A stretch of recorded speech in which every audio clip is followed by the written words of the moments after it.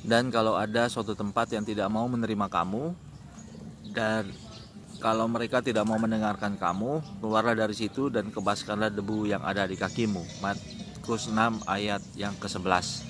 Pernahkah Anda mendengar atau membaca humor tapi tidak paham di mana letak kelucuannya? Tapi anehnya ada juga orang yang tertawa atau menganggapnya humor itu lucu.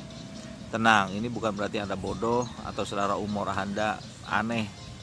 Mungkin itu yang sering disebut sebagai inside joke, humor atau candaan yang hanya dipahami oleh kelompok tertentu saja. Bahkan ada humor yang hanya dimengerti dua orang saja karena itu melibatkan kejadian yang mereka alami berdua. Bagi komedian yang tampil dengan penonton yang berasal dari berbagai latar belakang, tentu ia harus menghindari humor model seperti ini.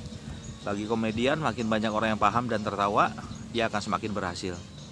Tapi sebenarnya tidak ada humor yang benar-benar dipahami semua orang tanpa kecuali.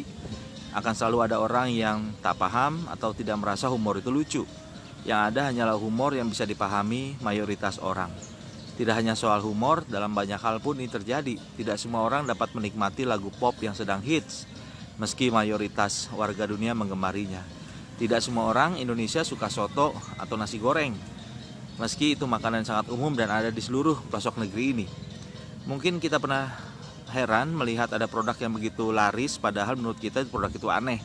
Sederhana saja, Anda bukan target pasarnya.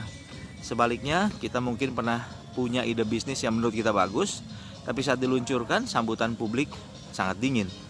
Belum tentu karena ide itu buruk, bisa jadi kita hanya belum membangun cycle yang punya budaya, latar belakang, dan cara pandang yang selaras dengan pikiran kita. Tidak semua yang kurang laku itu buruk, bisa saja ia hanya belum menemukan atau belum membangun pasar yang tepat. Pilihannya dua, menciptakan pasar atau mengikuti pasar yang sudah ada. Keduanya tetap sama-sama harus bisa menjawab kebutuhan masyarakat. Namun jangan menghabiskan waktu di pasar yang salah. Seperti pesan Yesus kepada para murid, jika kita sudah berusaha dan tidak ada sambutan, kita harus tahu kapan harus mengebaskan debu dan pergi. Beralihlah ke tempat lain yang jauh bisa merespon dengan lebih baik. Semangat pagi, spirit motivator.